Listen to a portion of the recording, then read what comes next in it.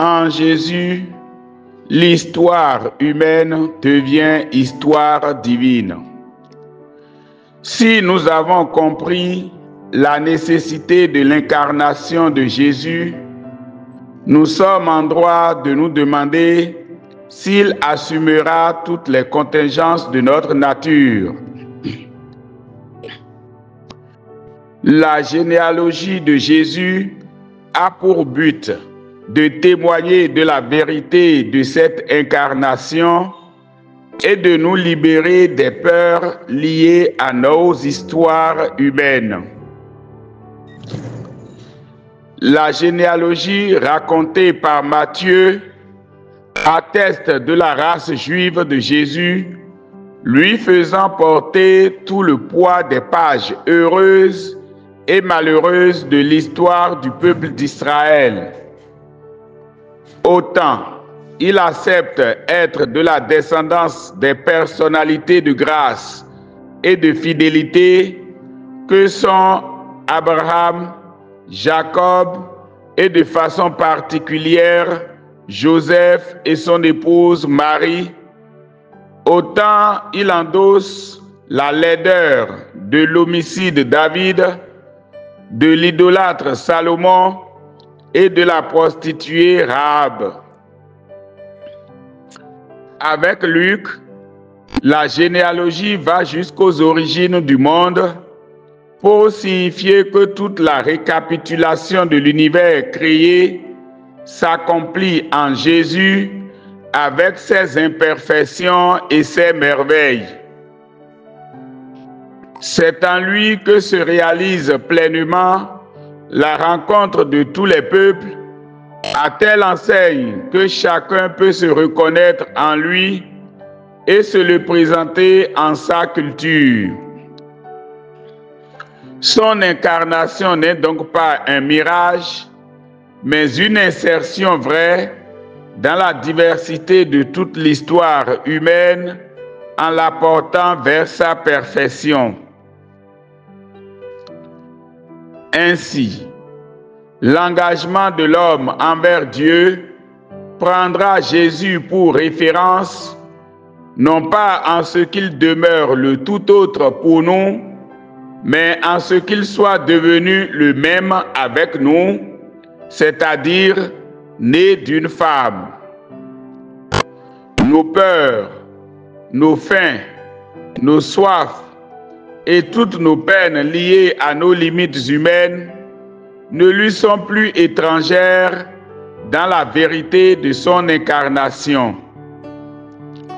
Mieux, grâce à lui, elles sont portées dans l'infinitude divine pour être assumées par sa grâce, et nos histoires individuelles et collectives sont transcendées dans l'histoire du salut. L'issue est forcément heureuse, d'autant plus que Jésus, notre frère en humanité, veut que nous soyons là où il est.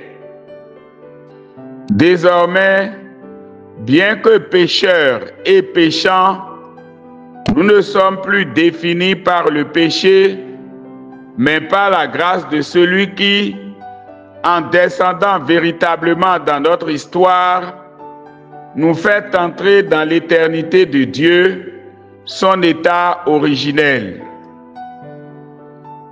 Devant la prophétie de Siméon, comme au pied de la croix, l'espérance de l'avenir dans le Fils rassurait la mère en la maintenant dans la fidélité à sa mission.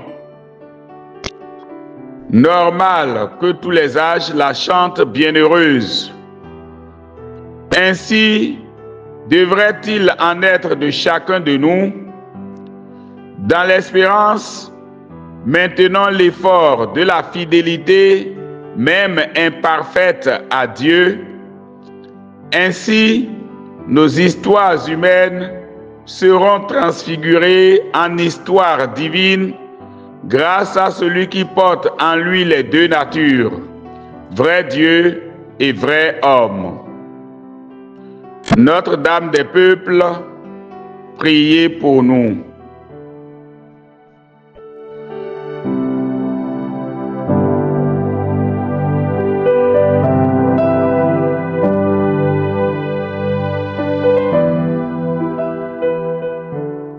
Prions. Ô très sainte Vierge Marie, Notre-Dame de tous les peuples, nous venons à toi, accablés par le poids des pages noires de nos histoires ancestrales. Prie pour nous et avec nous ton Fils Jésus, afin d'obtenir en notre faveur la grâce de surpasser ces histoires, au mieux de les assumer en lui et avec lui. Demande-lui de nous envoyer son esprit d'amour qui transformera nos cœurs raidis par ces passés douloureux en foyers d'amour et de paix, afin que nous apaisions à notre tour les tensions générationnelles entre des peuples voisins et frères. Que l'Esprit nous donne la force de ne jamais vivre au rythme des erreurs de nos ascendants, encore moins nous attarder à des jugements paralysants, de les porter dans l'histoire du Fils de Dieu, l'histoire dans laquelle nous devenons désormais les vrais acteurs par le baptême. Le Seigneur soit avec vous.